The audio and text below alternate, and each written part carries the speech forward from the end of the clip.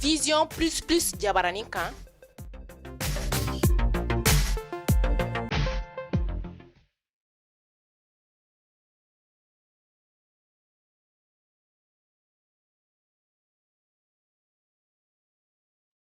La tribune faso jɔ kuma min n'a bɛ faso jɔ. a y'a lajɛ a ka tɔn dɔ sigi dugu kɔnɔ min bɛ kɛ dugu denmisɛnninw ka tɔn ye n'a bɛ kuma dugu tɔgɔ la. Jeunesse gɛlɛya ka ca kɛrɛnkɛrɛnnenya n'i yɛrɛ kɛra ɲɛmɔgɔ ye. De manière générale, je pense que notre pays est dans une situation où il y a un fossé de plus en plus important entre la base et le sommet. a bi cɛsiri o fana ka kɛ o koba ye dɛ a bɛna min kɛ nin ko la ala de b'o dɔn. La tribune ye émission min n'a bɛ tɛmɛ vision plus jabarani kana na i kɛra politikimaa ye o i kɛra dugutigi ye o e kɛra tɔntigi ye o i kɛra kamalenkuntigi ye o wa i yɛrɛ kɛra musokuntigi ye diɲɛ maa o maa de bɛ anw fɛ jamana in kɔnɔ ko kuma de b'i da kuma min n'a bɛ faso jɔ la tribune dayɛlɛlen don aw bɛɛ lajɛlen ye awa diɲɛ mɔgɔbatigiw tabale gosilen filɛ nin ye aw ye ni aw bɛ fɛ a ka publicité ka ye nin émission dumanba in na sa a bɛ se ka an wele an ka nɛgɛjuru sɔrɔ sira la la tribune kumakan min bɛ faso jɔ.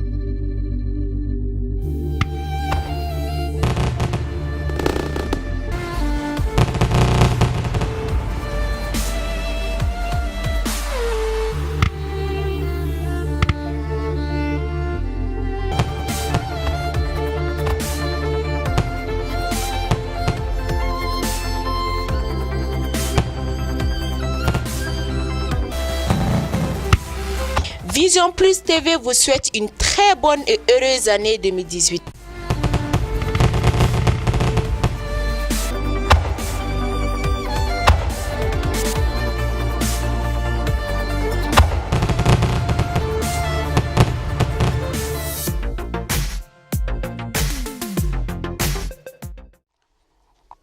Chers téléspectateurs de Vision Plus Plus TV, bonjour. Encore une fois de plus, merci d'être branché sur votre web TV préférée, Vision Plus TV. Vous êtes en fait des dizaines de milliers à nous suivre tous les jours à travers le monde entier. Aussi, nous tenons à remercier très sincèrement nos 10 000 abonnés aujourd'hui et vous dire que vous avez fait le bon choix, car le meilleur est à venir. Nous sommes aujourd'hui 1er janvier 2018. C'est l'occasion pour moi, au nom de l'ensemble de l'équipe de Vision Plus TV, de vous souhaiter à toutes et à tous une bonne et heureuse année 2018. Qu'Allah nous accorde plusieurs autres 1er janvier dans la santé, la prospérité et le bonheur. Nous avons l'honneur et le privilège aujourd'hui de recevoir sur notre plateau, le plateau de ce tout premier numéro de votre émission préférée, La Tribune. Docteur Bokari Diallo, médecin de ton état. Mais le sujet qui nous réunit aujourd'hui sur ce plateau n'a rien à voir avec sa profession de médecine, car notre invité est aussi président de parti politique. Avant de rentrer dans le vif du sujet, nos chers spectateurs à travers le monde entier sont très pressés de savoir qui est Dr Diallo. Bien, moi, je m'appelle Bokar Diallo. Je suis président du parti dénommé Rassemblement pour la justice sociale. Et je suis sur ce plateau-là à ce titre. Certes, je suis professeur à la faculté de sciences économiques et de gestion. Je suis professeur à la faculté de médecine et d'odontostomatologie. Je suis professeur à l'Institut national de formation en sciences de la santé. Et aujourd'hui, j'occupe le poste de conseiller technique chargé des établissements de santé au ministère de la Santé et de l'Hygiène publique. Mais je suis là sur ce plateau-là en tant que président du parti Rassemblement pour la justice sociale. Docteur, le Rassemblement pour la justice sociale, en 3 mots, pourquoi ce nom? Merci beaucoup, M. Monseigneur Ali. Nous avons choisi ces noms parce qu'après avoir fait une analyse stratégique de la situation du pays, je pèse bien mes mots, une analyse stratégique de la situation du pays, nous sommes venus à la conclusion que tous les problèmes du Mali peuvent se résumer à l'injustice sociale. Et donc, on se dit qu'on ne peut pas être des cadres, on ne peut pas être des citoyens de ce pays, croiser les bras et assister à l'injustice sociale qui domine la nation. Donc, il faut créer un parti pour lutter contre l'injustice sociale. Et en plus, on s'est dit que la devise de notre parti sera une devise exceptionnelle. C'est quoi? Sans mensonge, sans trahison. Sans mensonge, sans trahison. Pourquoi? Parce que le citoyen malien ne fait plus confiance à l'homme politique. Quand tu parles, tu dis que tu es politicien, seulement on dit oh c'est un menteur, oh non ça c'est un bluffeur, oh non ça c'est des traîtres. Alors que j'ai eu la chance quand même de faire beaucoup de pays du monde. Et j'ai vu que dans beaucoup de pays développés du monde, pour être un homme politique, il faut être d'abord propre. Pour que les gens puissent te faire confiance, il faut qu'on sache que tu n'es pas quelqu'un qui ment, tu as un comportement exemplaire dans la société. Et donc, si chez nous, le politicien, l'homme politique est assimilé au menteur, au traître, ce qui sont des défauts antinomimes à la bonne gestion même d'une société, d'une cité, et la politique est la gestion de la cité. Donc moi je dis, en fait, nous disons que nous faisons de la politique, on est parti, on dit la démocratie est venue de l'étranger. Là où il y a la démocratie, ils font de la politique sans mensonge, sans trahison. Mais nous, c'est l'épine dorsale même de la politique de ces pays-là. On se dit non, on ne peut pas laisser comme ça la politique à ces gens qui pensent que faire de la politique, c'est mentir, c'est trahir. On va créer une nouvelle génération de politiciens où la politique sera basée sur la confiance, sur la vérité et qu'on ne trahisse pas à l'intérieur de cette formation et qu'on ne trahisse pas aussi la population. Quand on fait une promesse, qu'on tienne la promesse. Voilà. Donc c'est pourquoi nous avons voulu créer un parti politique dénommé Rassemblement pour la justice sociale. Il faut créer, il y a trop d'injustices sociales qui sont à la base de tous les maux de ces pays-là. C'est pourquoi nous avons décidé de créer un parti politique dénommé Rassemblement pour la justice sociale, dont la devise est sans mensonge, sans trahison. Merci bien, docteur. Et j'espère bien que nos téléspectateurs ont déjà un aperçu de votre parti. Un parti, c'est un idéal. L'historique de ce parti, depuis quand ce parti est en place, d'accord, l'implantation du parti et les partis en chiffres. D'accord. Bien, ce parti est né à la suite des événements du 22 mars 2012 et on a vu qu'il y avait, on a découvert des patriotes, des gens en réalité qui veulent ce pays-là, qui s'étaient retirés de la politique parce qu'ils sont dessus des mensonges et des trahisons, et des gens qui ne veulent pas aussi faire de la politique parce qu'ils trouvent que le politicien ne fait que mentir et trahir. Mais lors de ce mouvement, on a découvert des personnes très honnêtes, on a découvert des personnes qui veulent faire la politique mais ont peur du mensonge et de la trahison, et on a découvert des hommes politiques qui veulent vraiment qu'il y ait la justice dans ces pays. On s'est dit non, ça veut dire qu'il y a des gens qui veulent vraiment faire la politique mais ils ont peur. Donc on a essayé de contacter ces gens, on s'est réunis et on a créé cette formation politique. Voilà comment le parti politique est venu. Et maintenant son implantation. Lors de législatives dernières, nous avons donné des candidats à plusieurs endroits. Et à Kita, on a été deuxième dans la ville de Kita et cinquième au niveau du cercle. au niveau des Kati, on a été 3e dans la ville et 5e dans le cercle.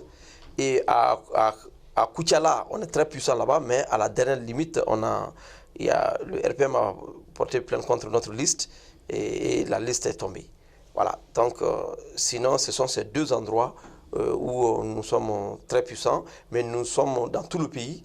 Mais c'est les 3 cas là, Koutiala, Kati, Kita, les 3 grands cercles où nous sommes vraiment puissants. Nous sommes puissants parce que tout de suite, les communales aussi, vous voyez, les communales, on a aussi, ce sont ces mêmes endroits où on a montré notre force de frappe. Voilà, ça c'est pour le moment, comme c'est un parti jeune, ça c'est nos points, le lieu où vraiment on peut dire que nous sommes puissants et on a une force de frappe vraiment très acceptée par la population. Merci. Merci pour ces réponses aussi clairvoyantes. La suite va venir sur le parti. Mais on sort un peu du parti. Aujourd'hui, nous sommes 1er janvier 2018. L'actualité au Mali est doublement riche. À savoir, en plus de l'avènement du nouvel an, qui est une fête pour tout le monde, nous avons la démission du Premier ministre Abdoulaye Idrissa Maïga. Vous, en tant qu'homme politique, en tant que leader du parti politique, quelle est votre lecture de la situation socio-politique du Mali à quelques mois de l'élection présidentielle? Bien. Actuellement, il faut reconnaître que le Mali se trouve dans une situation très difficile. Très difficile, il y a l'insécurité au nord, il y a l'insécurité au centre. Et vraiment, une grande partie du territoire est perturbée par l'insécurité. La situation est très dure. Très dur, donc il va falloir doubler d'efforts, multiplier les contacts, multiplier les relations internationales pour pouvoir mettre la sécurité au nord et au centre pour qu'on puisse aller à une élection libre, apaisée et transparente. Voilà. La démission. Voilà. Maintenant, en ce qui concerne la démission donc, du Premier ministre Abdoulaye Idrissa Maïga, donc là, malheureusement, je ne connais pas les raisons profondes de cette démission. Et donc, il m'est difficile un peu de statuer là-dessus. Certes, il a été le directeur de campagne, on se connaît bien, il a été le directeur de campagne de son Excellence M. Ibrahim Boubacar Keïta. Là aussi, on a eu à travailler sur beaucoup de dossiers ensemble, mais là, je ne sais pas les raisons de sa démission. Voilà. En tant que patriote, en tant que leader politique, quelle incidence pourrait avoir une démission à tel moment, à quelques mois des élections présidentielles? Oui, en fait,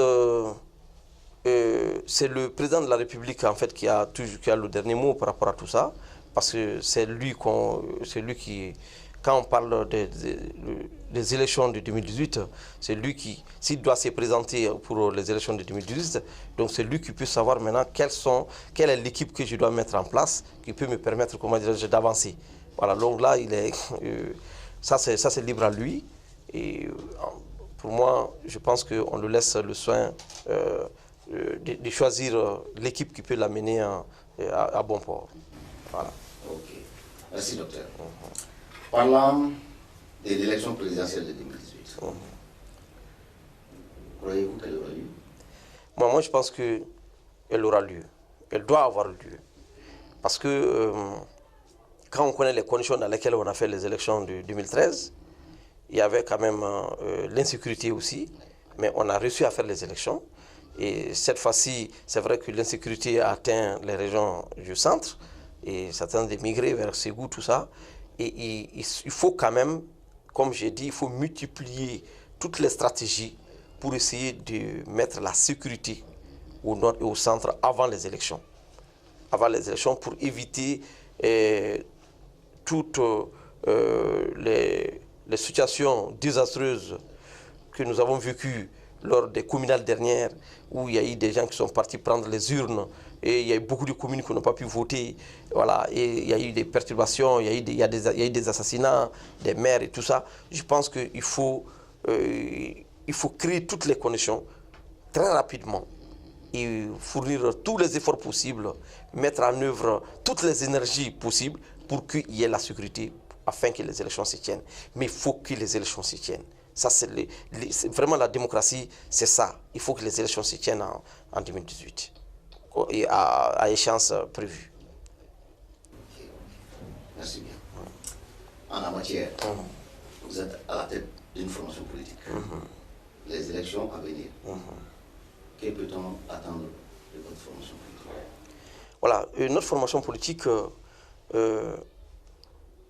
pour les élections à venir, notre formation politique, je vous dis d'abord que nous sommes dans la CMP.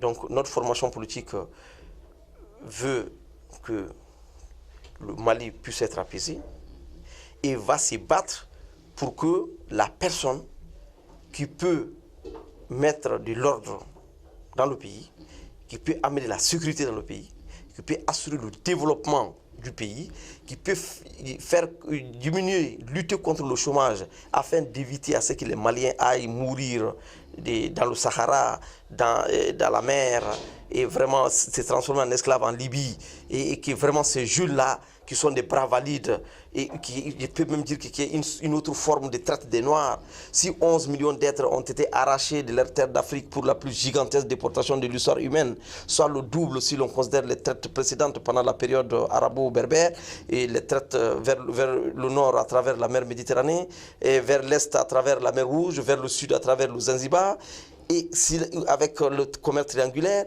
et que en 2017, on voit encore que cette même traite des Noirs existe ici en Afrique. Là, c'est inimaginable. Donc vraiment, nous on souhaite que notre parti va s'y battre pour que les personnes qui peuvent faire que les Maliens puissent trouver du boulot au Mali, travailler au Mali, puissent venir pour essayer quand même d'aider ce pays-là. Ça, c'est votre vision. Et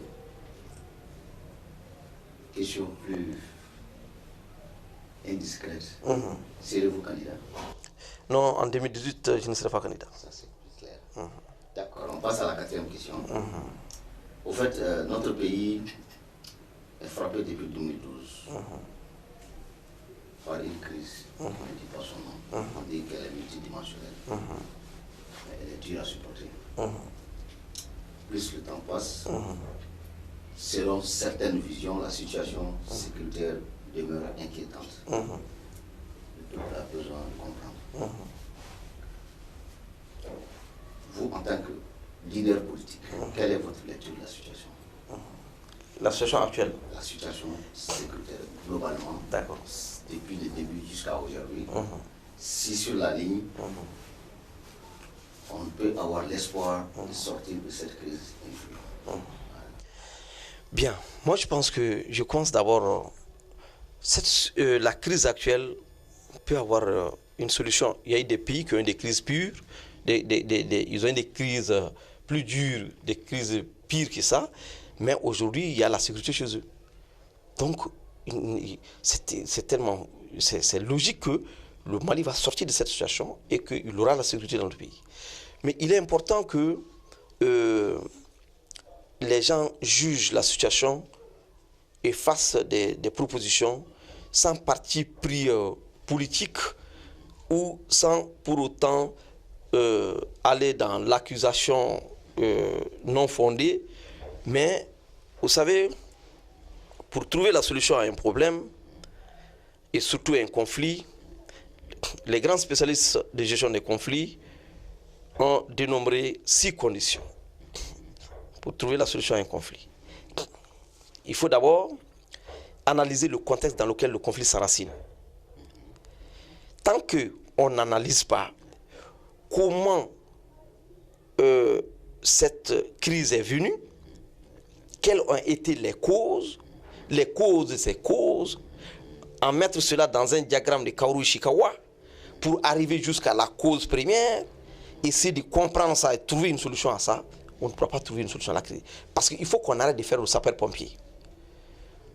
Il faut qu'on analyse toujours en fonction, vraiment, et comprendre pourquoi. Sinon, on est là en train de faire le sapeur-pompier et la crise ne fait que s'aggraver. Première chose. Deuxième chose, on est en conflit tantôt avec des groupes rebelles, des groupes armés, tantôt on est en conflit avec les djihadistes. Donc il faut analyser le pouvoir des partis. Pour pouvoir régler un conflit, il faut analyser le pouvoir des partis. Et en fonction du pouvoir des partis, on essaie de voir comment, si l'adversaire, comment faire pour pouvoir diminuer, minimiser le pouvoir de l'adversaire, après avoir analysé son pouvoir et le pouvoir de l'adversaire. Ensuite, il faut analyser le comportement des partis. Au moment où on est en conflit, chacune des parties là, comment chacun se comporte. En fonction de la manière dont chacun se comporte là, la stratégie menant donc à minimiser la force de nuisance de l'adversaire, on utilise. Il faut aussi analyser l'interdépendance des partis. Qui dépend de qui? Voilà. Et maintenant, en même temps, les enjeux impliqués. Qui est derrière qui? Qui est derrière qui? Parce que ça, si on n'analyse pas qui est derrière qui, quand les gens s'élèvent, on dit que c'est un groupe de quelques personnes qui s'élèvent maintenant et qui prennent tout le nom, mais quand même, il faut comprendre qui est derrière qui. Et si on essaie d'analyser, de savoir qui est derrière qui, celui qui est derrière là, il faut discuter avec cette personne-là. Si on ne discute pas avec cette personne, on va discuter seulement avec ceux qui sont là, mais au Mali, on ne fabrique pas des armes. On ne fabrique rien. Les armes, là, qui les vendent des armes? Les armes viennent d'où? Hein? Qui les soutient? Quand ça caille, là, il fuit pour aller se cacher où? Voilà. Donc, mais avec quand les Américains, avec leurs drones là, ils ont pu, Kadhafi, malgré tout l'arsenal de guerre qu'il avait là, avec les Américains et les Français, ils sont partis dénicher Kadhafi, ils l'ont tué. Saddam Hussein, les Américains sont partis le dénicher, l'ont tué. Donc ils ont tout un arsenal de guerre pour entrer. Mais pourquoi quelques groupuscules là arrivent à faire comment dire, du désordre au nord et au centre? Donc qui est derrière qui? Si on oublie qui est derrière qui, on ne pourra pas trouver la solution. Ensuite, les limites de leur rationalité. Ça veut dire quoi? Ça veut dire que quelle est la vérité là dans tout ça? Parce que lorsqu'il y a un conflit, ce qu'on dit parfois sur les antennes, ce n'est pas la vraie cause des conflits. On va dire par exemple que oui, sur les antennes, quand la CEMA parle, on dit oui, au nord là, les gens sont délaissés et tout ça là. Mais il faut qu'ils aillent voir comment dans la zone de Bafoulamé. Il faut qu'ils aillent voir dans la zone de Nara. Il faut aller voir dans la zone de Yoroso. Il faut aller voir dans la zone de Kolondiba, dans la zone de Kadianan, sous la Fakola et tout ça.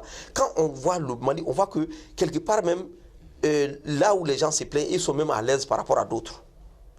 Par rapport à d'autres, mais pourtant qui ne prennent pas des armes. Est-ce qu'en réalité, c'est parce qu'il s'agit d'un problème de développement?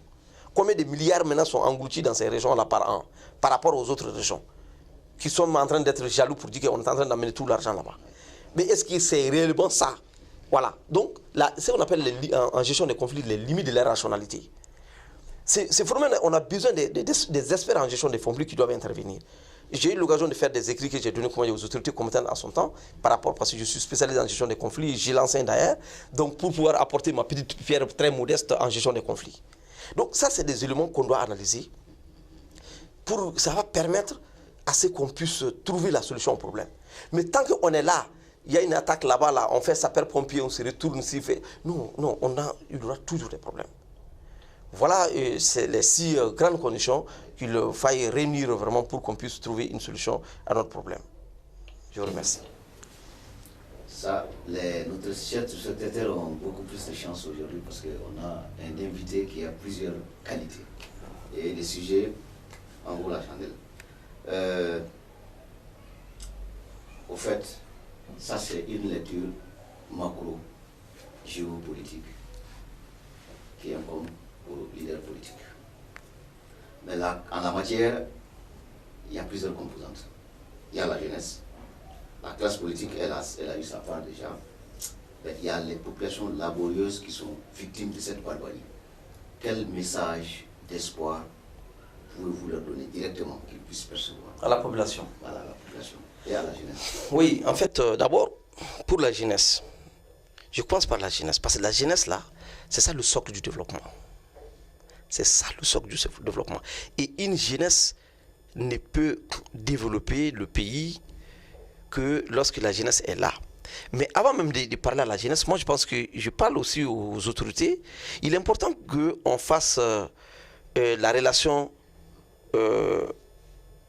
formation-emploi. Oui, parce que quand on forme les gens pour le plaisir de les former, ils remplissent les universités, ils finissent, ils n'ont pas de boulot. Donc, ils ne peuvent plus retourner au champ, ils ne peuvent plus retourner dans les pâturages, ils ne peuvent plus retourner pour faire la pêche. Ils sont obligés, ils vont dire d'accès, donc je vais aller. Mais quand on va se retrouver avec 12 000 étudiants en première année à la FSEC, on se retrouve avec 40 000 étudiants, tout confondus dans les facultés de droit ou autres là, avec combien d'étudiants au niveau des facultés de sociologie, anthropologie. Les gens, ils sortent, ils n'ont aucun espoir pour eux de travailler. Donc si on forme, il n'a aucun espoir pour travailler. Donc à un moment donné, ceux-ci sont obligés de dire que d'accord, il y a ce qu'on appelle la lutte pour l'existence de Darwin. Soit ils restent, ils crèvent, soit ils disparaissent. Donc moi je demande à ce qu'ils restent. Qu'ils restent comment? Parce qu'en réalité, quand on essaie de voir même les plus grands riches du Mali, ils n'ont pas quitté le Mali. Hein. Les plus grands riches du Mali, ils ont trouvé leur argent au Mali. Donc on peut trouver l'argent, on peut trouver du boulot ici. Penser qu'aller à l'étranger, là, c'est ça la solution? Non, ça, c'est pas la solution. On peut trouver l'argent et on peut trouver l'argent ici. Donc il faut d'abord que les autorités essayent de créer une situation, l'adéquation emploi, formation-emploi, ça c'est la première des choses, et que ces jeunes sachent qu'il y a du boulot aujourd'hui parce que les plus riches du Mali ne sont pas sortis du Mali. Ils ont eu leur argent au Mali, donc on peut trouver l'argent ici. Il y a tout est vierge. On a le champ d'emploi est vierge sur toute la ligne au Mali. Donc là, on peut trouver du boulot. Il faut que les jeunes sachent ça. Maintenant, la population, la jeunesse fait partie de la population, la femme et tout ça. Donc, en fait, cette insécurité, d'autres pays ont eu pire. Beaucoup pire. Et aujourd'hui, il n'y a aucun conflit là-bas et la population vit en paix. Et donc, ceux-ci ne sont pas plus intelligents que nous. Donc, il faut qu'ils sachent qu'il y aura une solution, la crise sera combattue et il y aura la paix dans ces pays-là. Nous avons déjà des traditions même que les autres n'en ont pas, hein, et des traditions dont il faut remercier nos aïeux, nos grands-parents, qui ont créé ça depuis longtemps, qui permettent la cohésion même entre les Maliens. C'est le Sénékouyan. Le Sénékouyan est capital. Et dans la famille, il y a des plaisanteries traditionnelles qui ont été créées même pour qu'il y ait la paix dans la famille. Donc, ce Sénékouyan n'existe pas dans beaucoup de pays où il y a pire, où aujourd'hui il n'y a pas de guerre là-bas. Et nous, on a le Sénékouyan déjà qui crée une cohésion entre les gens, voilà, qui fait que vraiment tout le monde est parent de tout le monde. Hein? Et c'est brassage de la population qui ne fait qu'augmenter. Voilà. Donc moi je pense qu'il y aura la solution. C'est tellement logique que c'est une période transitoire, mais une période qu'il faut gérer. Et je demande à la jeunesse de ne pas être dessus et de ne pas partir et de rester ici et de trouver du boulot ici. D'avoir l'esprit de création d'entreprise. Tout est vierge. Il faut inventer, il faut avoir l'esprit de création d'entreprise. Essayer de se lancer là-dedans, ça va marcher. Mais en partant de l'autre côté, il ne faut pas aller mourir pour vivre bien. Non, on ne va pas faire, on ne cherche pas la mort pour vivre bien. Non, quand tu es là au Mali, tu vas un peu souffrir au début, après ça va marcher. Et en plus de cela, au Mali, avec nos traditions même, tu ne vas même pas mourir de faim. Mais de l'autre côté, tu vas mourir de faim, tu vas mourir de tout, on va te fusiller, par noyade, tout là. Donc vraiment, ce n'est pas la peine. Il faut que les gens restent. Moi, je ne comprends pas. Il faut que les gens restent. Je ne sais pas pourquoi les gens partent. Même si on chôme, c'est une difficulté momentanée. Voilà, monsieur Monseigneur. Merci, Dr Diallo, pour la clairvoyance de ces réponses. J'espère que la jeunesse a bien entendu le message et que ça servira. Docteur, la jeunesse a eu sa part. Vous êtes leader de parti politique. Les femmes, on le sait bien, elles sont au début et à la fin de toute action de développement. Quelle est la place des femmes au sein de votre formation politique? Quelle est la place de la femme dans la stratégie, la ligne politique de votre parti? Voilà, merci beaucoup. Nous avons d'abord notre vice-présidente qui est une femme du parti et qui est vraiment très populaire dans la commune rurale de Mourouabougou. Elle est vraiment c'est notre grand regroupement qui a été deuxième lors des communales. Dernière. Et là, les femmes ont une très grande place. Et en plus, quand il y a eu le décret de 2015 qui demandait une certaine proportion pour les femmes, partout, nous, on a laissé la liste, on a mis la liste. Maintenant, nous, je vous dis qu'on a respecté le quota et ça passait. Les femmes,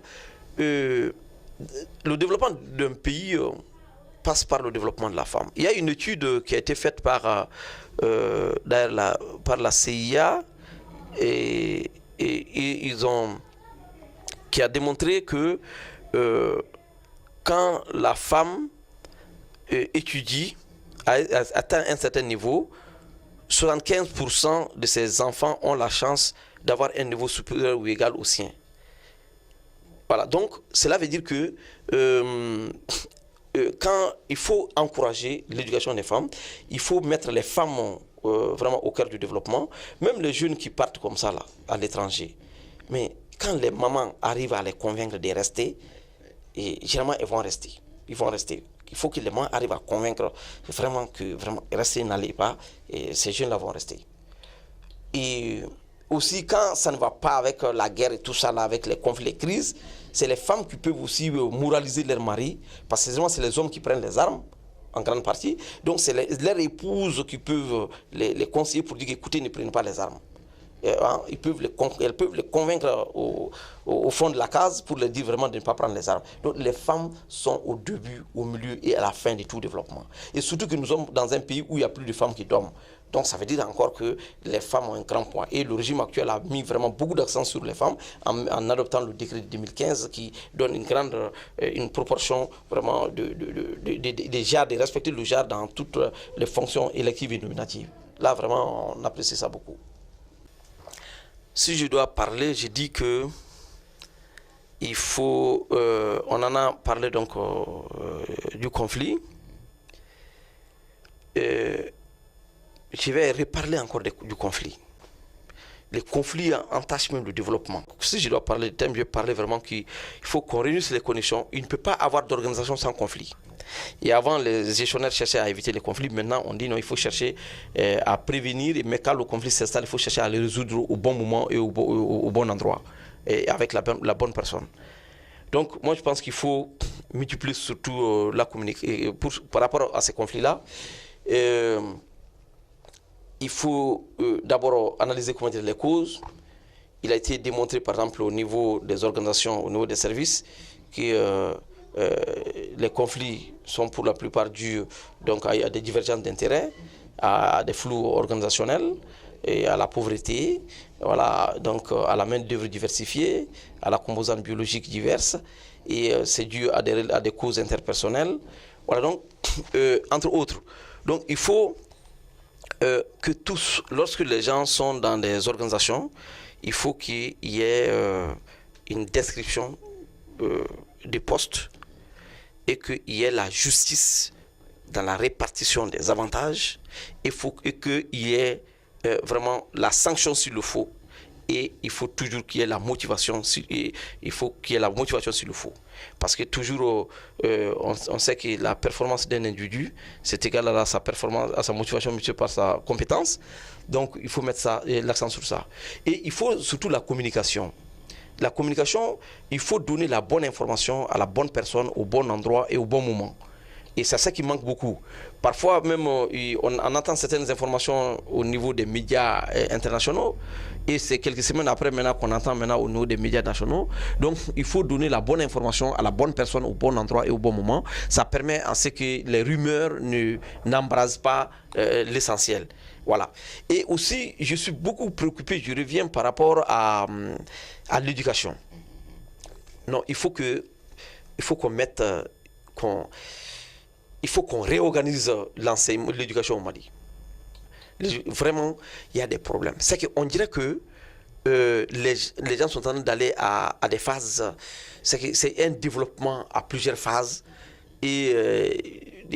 Parce que quand les gens passent, et quand je prends le cas de l'école fondamentale,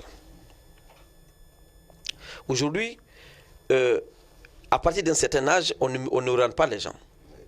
Et généralement, ceux qui ne sont pas orientés là, et pour poursuivre les études, sont obligés d'aller s'inscrire dans une école privée. Et donc, on sait que ceux qui n'ont pas les moyens, qui constituent 85% de la population, ne pourront pas aller s'inscrire dans une école privée. Et du coup, ces gens vont rester sur le marché du chômage, et c'est eux qui vont aller en Libye pour se faire transformer en esclaves, ceux qui vont aller mourir dans le sable, c'est ceux qui vont aller mourir dans la mer. Et donc, alors que ça c'est 85% de la population.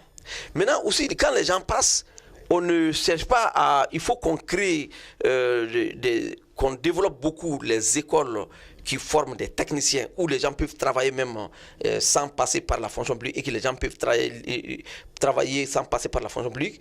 Et donc, il faut qu'on développe des métiers comme ça pour essayer d'orienter les enfants là-bas. Mais qu'est-ce qu'on fait? Les gens passent, ils sont au lycée, ils choisissent la filière qu'ils veulent et ils sont tous pratiquement parfois littéraires et ils vont tous se retrouver à la faculté de droit, en sociologie, dans les langues. Ils finissent là et il n'y a jamais de concours et on ne les prend jamais. Donc c'est comme si on forme les gens seulement, on les jette dans la rue, on forme seulement, on les jette dans la rue. Donc ils sont obligés, ils vont aller mourir comme dans le sable. C'est ce que j'ai dit tantôt. Et donc, ça c'est un élément capital. Qu'on crée des écoles qui forment des techniciens. C'est que des gens qui sortent, ils peuvent travailler directement sans passer par la fonction publique. Tant qu'on ne développe pas ça, il ne peut pas avoir de développement pour ces pays.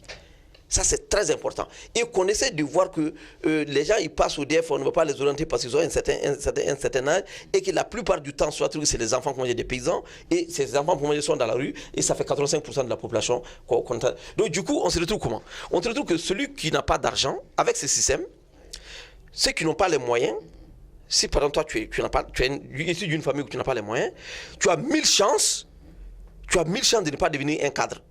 Oui, ça, voilà, ça veut dire que le riche reste riche, va rester riche, le pauvre va rester pauvre, parce que ce pauvre-là, il n'a pas eu les moyens pour payer les études de son enfant, donc son enfant a passé au DF, il a atteint un certain âge, il n'a pas été orienté, et donc c'est fini. Ou bien, ce pauvre ne s'en sent pas, lui il est parti faire droit là-bas, ou bien sociologie, ou bien anthropo, hein, donc il sort, donc il est dans la rue, et voilà, et parce qu'il ne peut rien faire. Donc en réalité, il faut qu'on essaie de revoir même le système d'éducation. J'ai dit tantôt, par exemple, l'école de médecine seulement à Bongo, où il y a 2000 personnes en première année, avec le niveau de on prend 300, et le reste là maintenant, donc, on les jette dans la rue. Les gens, ils ont passé au bac, ils sont partis perdre leur temps là-bas à l'école de médecine, 2 ans, 3 ans, et après ils sont dans la rue. Alors que pendant ce temps, leur homologue se trouve dans une autre école, maintenant fini avec sa licence. Et donc, alors qu'on peut essayer d'en créer dans la faculté de médecine, on ne peut pas dire qu'il n'y a pas de ressources humaines. Il y a tellement de cadres qui veulent enseigner qui chôment. On peut en créer. Voilà. Donc, il faut qu'on essaye de développer, essayer de comprendre ça pour que les gens puissent sortir. On a tellement besoin des cadres pour pouvoir faire des métiers très simples comme la plomberie, comme la menuiserie qu'on peut enseigner, les ministéries, tout ça, la maçonnerie. Donc, il faut qu'on développe des écoles comme ça pour qu'on puisse orienter les gens et qu'on puisse avoir suffisamment de techniciens pour le développement du pays. Voilà. Donc, et tout ça, ça a un lien avec la sécurité. Pourquoi? Parce que quand vous formez les gens, vous les jetez dans la rue, ils n'ont rien à faire, donc beaucoup se transforment en délinquants. Et du coup, maintenant, c'est les djihadistes entendent parler de ces gens seulement, ou bien les rebelles là. Ils viennent les prendre seulement et ils les recrutent. Ils vont les recruter seulement, c'est fini. Et ceux qui ne sont pas recrutés, c'est ceux qui achètent des armes là et qui commencent à s'entretuer. Et regarde comment les facultés aujourd'hui sont devenues des zones d'insécurité absolue. Ou comment dire, on a comme l'impression que lors des élections des membres du bureau de l'AM, que c'est un champ de bataille. Personnellement, j'ai vu quand j'étais à la faculté, dans la salle des profs, des étudiants qui ont dû courir derrière d'autres avec des coupes-coupes. Il arrive seulement au niveau du monsieur, maintenant il donne un coup de coupe-coupe au beau milieu de sa tête là. Il fallait voir le sang jaillir. Je pensais que je suis dans un film, en train de regarder un film. Mais c'était une réalité. Voilà. Parce que pourquoi? Parce que les petits avantages là, liés, comme on appelle, à des garages, les motos qu'on gare, là, les petits avantages qu'on donne aux gens de l'AM, et finalement, qui parfois sont instrumentalisés par certaines personnes de mauvaise foi, soi-disant politiques. Et du coup, ces gens-là trouvent que, comme quand je sors, je ne vais pas avoir du boulot, donc je vais rester ici et rentrer dans l'AM là, avec ça peut-être on va me donner quelque chose. Et donc ce que je gagne ici là, je prépare mon avenir avant de finir. Voilà, donc ça crée le désordre. Et ceux qui sortent là finalement, qui n'auraient pas à avoir du boulot, d'autres qui n'ont pas des parents, et d'autres prennent des armes, ils deviennent des bandits, là, ils cassent les portes la nuit. Voilà. Donc c'est ça, tout est lié quoi. C'est que la sécurité est un tout. Il faut essayer d'avoir une vision systémique pour trouver une solution à ça. C'est pas une vision sectorielle, il faut avoir une vision systémique. Voilà. Voilà ce que je voulais dire dans un premier temps. Ouais, ça, c'est ça la tribune, parler pour construire. Eh bien, docteur, nous arrivons au terme de cette émission. D'abord, nous tenons à vous remercier très sincèrement pour ces réponses brillantes qui, j'espère bien, serviront à éclairer la lanterne, que ce soit la jeunesse, que ce soit la classe politique, que ce soit les femmes. Eh bien, la tribune Parler pour construire, c'est une émission au libre qui donne la voix aux leaders politiques, aux leaders d'opinion, aux leaders de jeunesse, à toute personne qui a de la bonne parole, bon message pour le peuple malien. Eh bien, avant de clore cette émission, je tiens à avoir votre impression sur cette émission et votre vision pour l'avenir. Merci beaucoup, M. Moussagna Ali. Donc, pour terminer, il faut reconnaître que j'apprécie une émission comme ça. Je veux qu'on développe des émissions comme ça parce que ces pays regorgent suffisamment de cadres intelligents. Suffisamment. Mais il faut leur donner des occasions pour pouvoir partager leur modeste point de vue avec les gens. D'autres peuvent ne pas être d'accord, d'autres peuvent être d'accord, ça c'est la logique, c'est ce qu'on appelle la dialectique de Marx, c'est normal. Donc, mais quand les gens arrivent à dire exactement ce qui vient de leur cœur, sans détour, là, ça c'est vraiment, ça permet à ce qu'on comprenne les gens, ça permet à échanger sur beaucoup de choses. Donc moi je pense que c'est une émission à encourager et il faut multiplier de telles tribunes. Maintenant, mon dernier mot sur ma vision, je pense que quand on parle de lutte pour le pouvoir, c'est qu'il y a un pays, parce qu'un pays, il faut que le pays soit là, il faut qu'il y ait un État, et cela, ça passe obligatoirement par la sécurité. Je pense que tous les Maliens doivent se donner la main pour qu'il y ait la sécurité à tous les niveaux. Tous les Maliens, chacun a sa part dans le maintien de la sécurité. C'est vrai, d'autres à certains niveaux beaucoup plus développés, mais chacun peut apporter sa petite pierre pour qu'il y ait quand même de la sécurité. Donc ce que je lance un appel à tous les Maliens, tout ce que chacun peut faire pour qu'il y ait vraiment la paix au Mali et à tous les niveaux, sur les 1 240 000 km², sur tous les mètres carrés de ce territoire, il faut que chacun développe toutes les stratégies pour qu'il y ait la paix. Quand il y a la paix là, il n'y a pas de développement sans paix. Et aussi, il faut qu'il y ait de la justice. No justice, no peace. Je reviens là-dessus. No justice, no peace. Tant qu'on ne fait pas, on n'agit pas, on ne met pas de la justice, on ne met pas de la justice à tous les niveaux, il ne peut pas avoir de paix. C'est tributaire à ça. C'est tributaire à ça. No justice, no peace. Il faut que chacun développe à son niveau pour mettre de la justice. La justice, il y a la justice au niveau du tribunal, il y a la justice dans la rue, il y a la justice au niveau des services, il y a la justice à tous les lieux de travail. Quand on met de la justice, ça c'est clair, on a la chance de prévenir les conflits. Voilà, ça c'est mon dernier mot. No justice, no peace. Merci. Merci beaucoup. Merci bien, docteur. Et bien, chers téléspectateurs de Vision Plus TV, à l'intérieur du Mali comme à l'extérieur du Mali, nous tenons encore une fois de plus à vous remercier très sincèrement d'être branchés sur votre web TV préférée. Eh bien, cette émission, c'est chaque mois. Et Parler pour construire, la tribune, elle est là pour vous. Aujourd'hui, nous étions avec le docteur Bokari Diallo, président de parti politique. Et nous espérons bien que le message livré servira, que ce soit au Mali, que ce soit en dehors du Mali. Eh bien, nous vous disons une fois de plus merci et au mois prochain pour le prochain numéro.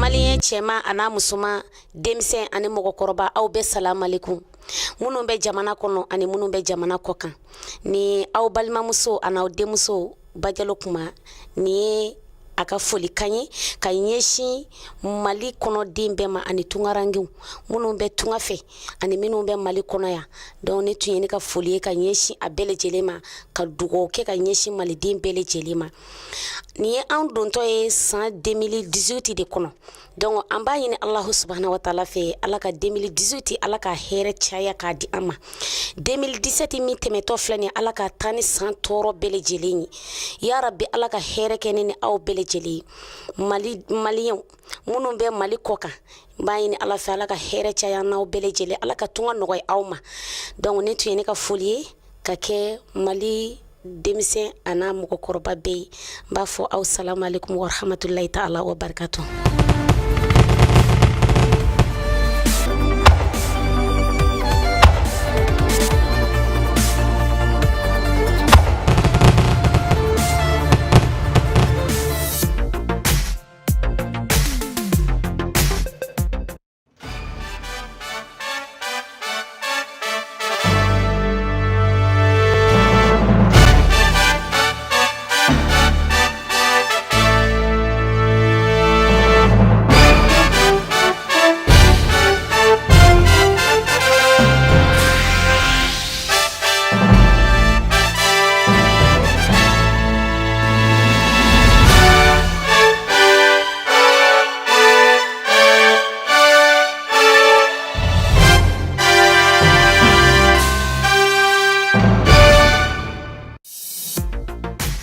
Vision plus jabaranin kan.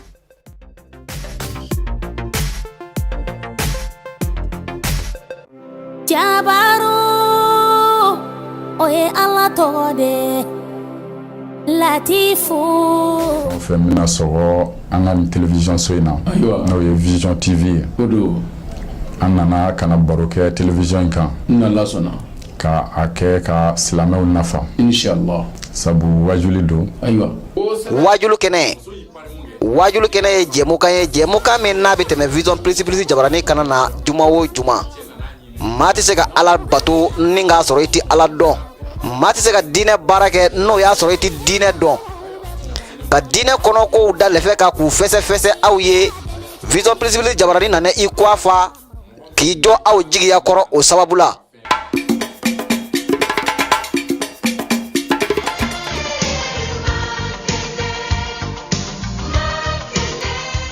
baara in tɔgɔ tubabukan na u b'a fɔ ko serrurier bon bamanankan na a fɔ ko nɛgɛ dilanna.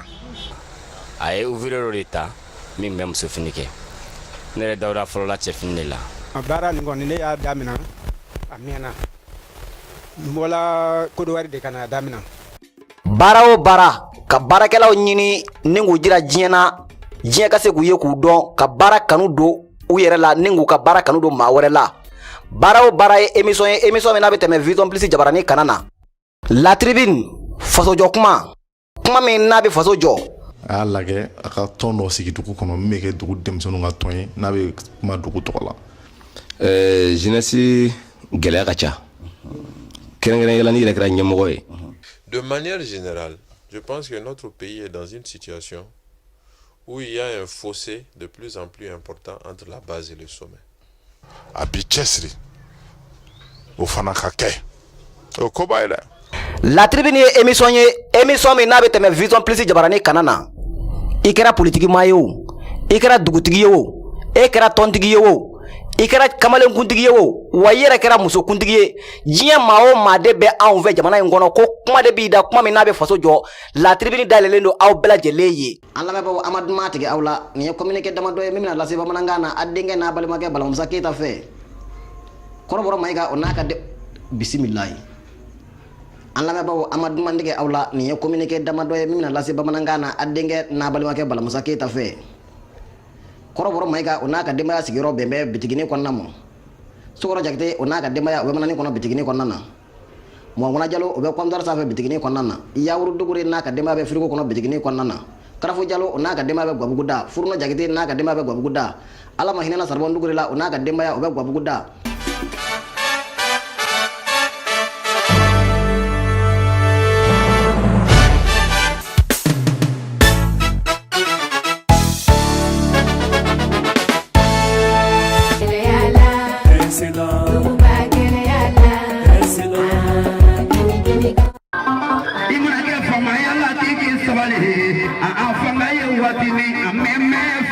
Umuni asade, numasangai asade.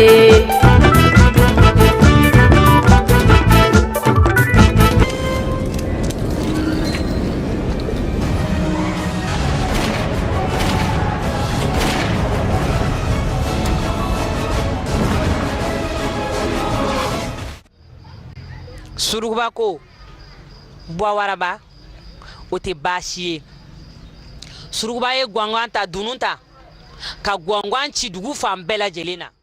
Télévision somɔgɔw b'a fɔ ani cɛ ani baraji ni baara in fana kɛ kun tɛ yɛrɛ ye kɛ kun ye sa ni kura ye don an na ni mɔgɔ wɛrɛ ye ni baara ɲɔgɔn ye a bi kura ye don la a fɔ cogo min na Kalaban a ka bon. Silama ɲuman ka kan ni sabali mumini denw an bɛ ka sabali la ilaha illallah kira kanu balo wallahi ala kan bɛ sɔn sabali la. Ayiwa an balimaw ni y'aw denmuso an n'aw balimamuso mankan de ye Bajalu kuma ni mɔgɔ min mago bɛ ne ka kilipu dumanw na i b'i sɔgɔlen to Vision Plus Plus jabaranin na.